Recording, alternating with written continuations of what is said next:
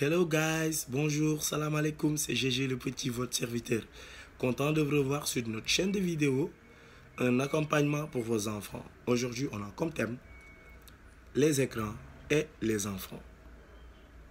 Comme vous le savez, quels que soient les téléphones, les tablettes, les ordinateurs, la télévision, etc., les écrans font partie du quotidien de plusieurs familles. Et les enfants les aiment beaucoup.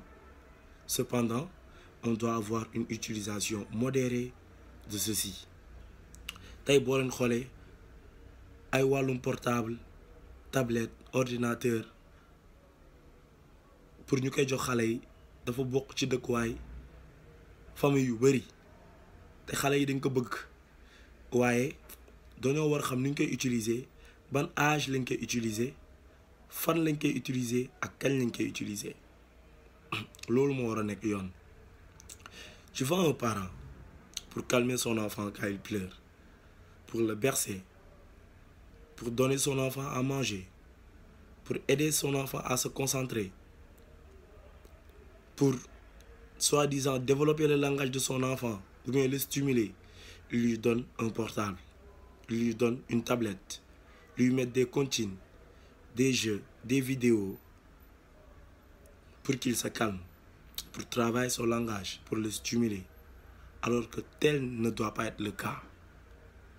Tay da ngay gis benn parent pour nax doomam buy jooy, pour woo doomam pour mu lekk, pour bugg doomam def lim ko sant, pour mun a permettre doomam pour mu gaaw wax da koy jox portable, tegal ko ay vidéo, tegal ko ay comptine, tegal ko ay musique, soi-disant loolu mun na permettre doomam pour mu gaaw wax, mun na permettre doomam buy def dara mu concentré wu, mun na calmer doomam su koy nax pour muy jooy bu muy jooy su koy nax mun na jox loolu doomam pour mu calmer ko, alors que loolu nekkul li war a am. Je vais partager avec vous quelques exemples de conséquences que cela peut amener dans la vie de votre enfant. Dinaa leen wax yan affaire yoo xam ne baaxul ci xale bi ci dundam si buñ koy jox ay écran chaque jour, chaque fois. Ça retarde le langage de votre enfant parce que il ne maîtrisera que peu de mots. Parce que musique yu muy dégg chaque jour, contenu yu muy dégg chaque jour, les comptines qu'il entend chaque jour, les musiques qu'il entend chaque jour, ce sont seulement ces mots qu'il va retenir.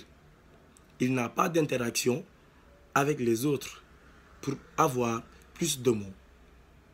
Donc ça retarde son langage. Ça retarde sa stimulation.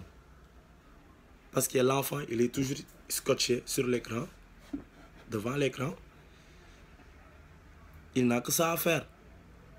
Tay xale bi du fo, du jeu, du daw, du yéeg ci escalier, du jël crayon, travail loxoom, ay pata modelé du ko def parce que mu ngi ci kanamu écran bi di seetaan. Aujourd'hui, ça peut lui permettre à prendre du poids quand il mange tout le temps. Ça lui permet de prendre du poids parce que tout le temps, il ne fait pas d'effort physique. Il est toujours devant l'écran quand il mange, quand il se couche, etc., etc. Mun na indi obésité. Xale bi à chaque fois buy lekk, buy tëdd, buy def leen ak leen ci écran bi rek lay nekk, du def dara. Lekk foofu la koy fekk, tëdd foofu la koy fekk, lépp foofu la koy fekk. Donc xale bi mun na obèse, yaram bi mun na bëri ba am surpoids te loolu baaxul ci moom. Aujourd'hui, pour calmer son enfant, on lui donne un écran. Soi-disant, ça peut lui calmer quand il pleure. Mais non, sa doom buy jooy, quand ton enfant pleure, tu peux le bercer. Sa doom buy jooy mun nga ko nax, téye ko say loxo, bercer ko, wan ko ni da nga ko bëgg, lui prouver son amour. Quand ton enfant pleure, tiens-lui dans tes bras, montre-lui, quand tu veux le bercer, montre-lui que tu l'aimes. Prouve-lui ton amour, tiens-le dans tes bras et que tu le berces avec des chants, avec des mots doux. Donc s'il vous plaît, pensons à cela.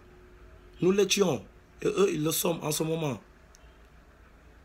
Ay xale lañu woon tey ñoom la de nos jours nous non de notre passé on n'avait pas ces écrans, nos parents nous berçaient, donc aidons ces enfants aussi. Ñun suñu jamono amuloon écran, amuloon suñu papa yi daan yoon nax suñu yaay wala suñu papa yi dañu doon naxee ak ay portable bu ñu bëggoon lekk nekkul dañ ñuy woo jox ñu portable ñu doog a lekk et cetera. Donc pourquoi le faire avec ces enfants? Aidons-les s'il te plaît. Donc c'était ça que je voulais partager avec vous. Et merci d'avoir suivi la vidéo. À bientôt. Bon week-end. Au revoir.